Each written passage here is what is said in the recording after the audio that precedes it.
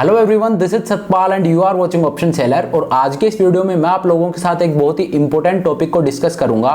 आज मैं आपको बताऊंगा कि आपको एक ट्रेड को कैसे सेलेक्ट करना है, ट्रेड सिलेक्शन कैसे करना है। देखिए, जब हम ट्रेडिंग करते हैं तो सबसे पहला काम क्या होता है, हम कोई ट्रेड इनिशिएट करते हैं, उसके बाद हमें प्रॉफिट या लॉस होता है। तो जो सबसे पहली चीज होती है वो होती है ट्रेड लेना। प्रॉफिट और लॉस सब उसके बाद होता है, तो ट्रेड लेना सबसे पहला काम होता है। तो अब हमें कौन सा ट्रेड लेना है ये हम कैसे सेलेक्ट करेंगे। ट्रेड सिलेक्शन आपको आना चाहिए, क्योंकि अगर आपका ट्रेड सिलेक्शन सही होगा तो बाद में आपके लिए चीजें बहुत सिंपल हो जाएंगी। लेकिन अगर आपकी ट्रेड एंट्री गलत होगी, आपका ट्रेड सिलेक्शन गलत हो गया, तो फिर आपको कोई भी एडजस्टमेंट नहीं बचा सकता।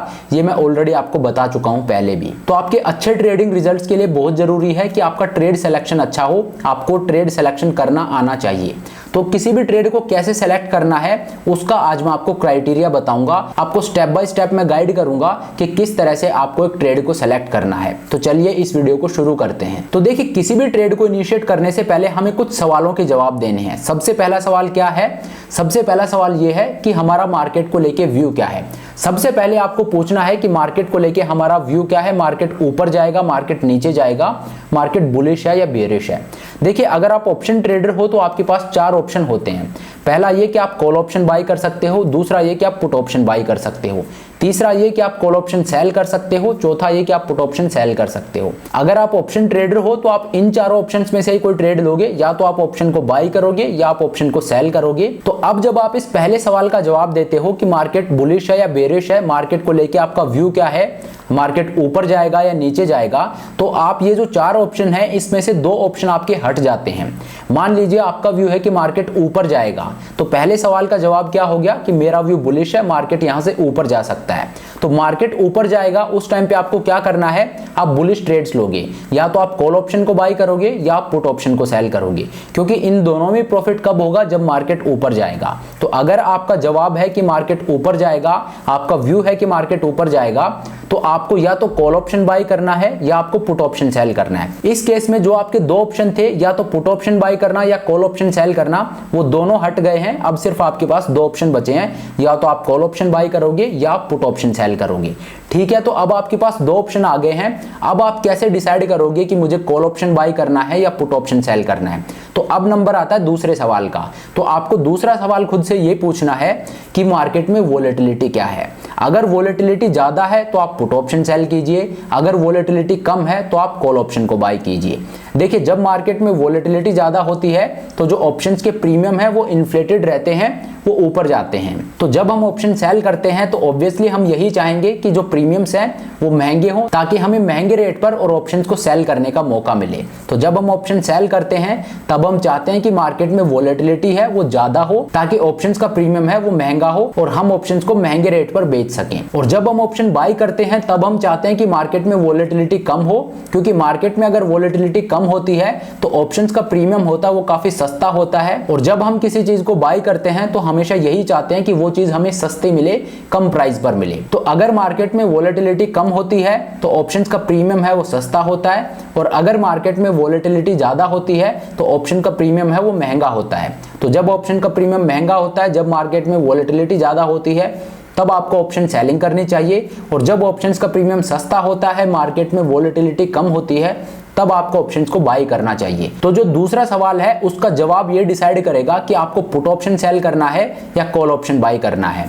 अगर मार्केट में वोलेटिलिटी कम है तो आप कॉल ऑप्शन को बाय कीजिए, अगर मार्केट में वोलेटिलिटी ज्यादा है तो आप पुट ऑप्शन को सेल कीजिए। अब आपका सवाल होगा कि मार्केट में वोलेटिलिटी क्या है, ये मुझे कैसे पता लगेगा। तो देखिए, आपको इंडिया विक्स को ट्रैक करना है। इंडिया विक्स है ये वोलेटिलिटी इंडेक्स है, ये बताता है कि मार्केट में वोलेटिलिटी क्या है। तो आपको इंडिया विक्स को देखना है और उसके अकॉर्डिंग आपको ट्रेड्स लेने हैं। अगर वोलेटिलिटी ज्यादा है तो आप ऑप्शंस को सेल कीजिए, अगर वोलेटिलिटी कम है तो आप ऑप्शंस को बाय कीजिए। तो इन दो सवालों के जवाब जब आप दोगे तो आपके पास एक ट्रेड होगा जो आपको उस टाइम पे मार्केट में लेना चाहिए, और ये एक सही तरीका है एक सही ट्रेड तक पहुंचने का। सबसे पहले आपको देखना है कि मार्केट का व्यू क्या है, मार्केट ऊपर जा सकता है, मार्केट नीचे जा सकता है।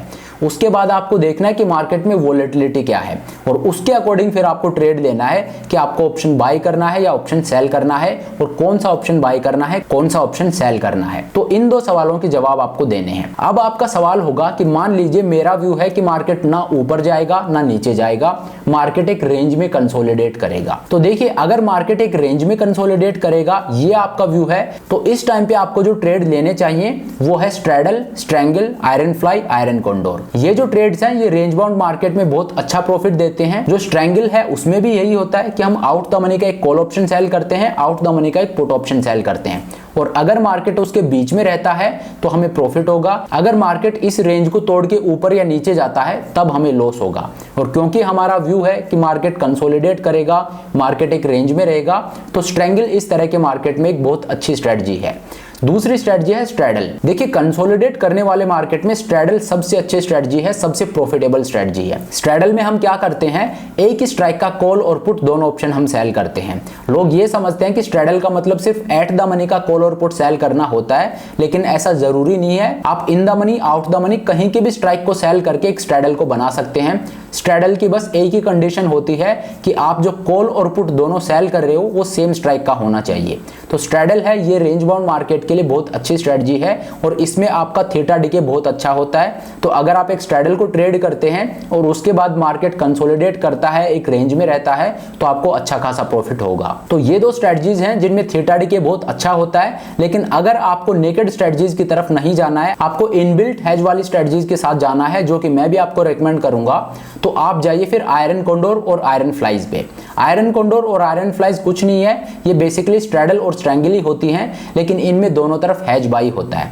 जिस तरह से स्ट्रैडल में हम कॉल और पुट को सेल करते हैं, अगर इसी स्ट्रैडल में हम दोनों तरफ हेजेस बाई कर लें तो ये स्ट्रैडल ही आयरन फ्लाई बन जाएगा। और जिस तरह से हम एक स्ट्रैंगल में आउट द मनी का कॉल और आउट द मनी का पुट सेल करते हैं, अगर ये कॉल और पुट दोनों को हेज कर दें हम और फर्दर आउट द मनी के ऑप्शंस को बाई करके, तो यही स्ट्रैंगल एक आयरन कॉन्डोर बन जाएगा। तो आपको ये चार स्ट्रेटजीज ट्रेड करनी है अगर आपका व्यू है कि मार्केट एक रेंज में रहने वाला है। तो इस तरह से आपको ट्रेड सिलेक्शन करना है। आपको आंख बंद करके कोई भी रैंडम ट्रेड नहीं लेना है कि आपने कोई ऑप्शन बाय कर लिया या कोई ऑप्शन सेल कर लिया रैंडमली। आपका एक डिफाइंड तरीका होना चाहिए ट्रेड सिलेक्शन का। तो ये 3 स्टेप मैंने आपको बताए हैं। पहला स्टेप क्या है कि आप देखिए मार्केट को लेके आपका व्यू क्या है, मार्केट ऊपर जा सकता है या नीचे जा सकता है। उसके बाद आपको क्या करना है, फिर आप देखिए मार्केट में वोलेटिलिटी क्या है, वोलेटिलिटी ज्यादा है, वोलेटिलिटी कम है, उसके हिसाब से आप डिसाइड कीजिए कि आपको ऑप्शन बाय करना है या ऑप्शन सेल करना है। और तीसरा पॉइंट ये है कि अगर आपका व्यू है कि मार्केट ना ऊपर जाएगा ना नीचे जाएगा, मार्केट एक रेंज में कंसोलिडेट करेगा,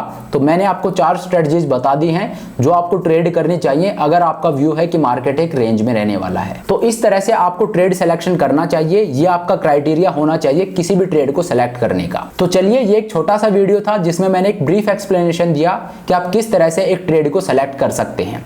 तो आई होप ये वीडियो आपको पसंद आया होगा, आप में एज ए ट्रेडर एक वैल्यू एडिशन हुई होगी। अगर वीडियो अच्छा लगा तो मेक श्योर आप वीडियो को लाइक करें, चैनल को सब्सक्राइब करें। This is Satpal signing off.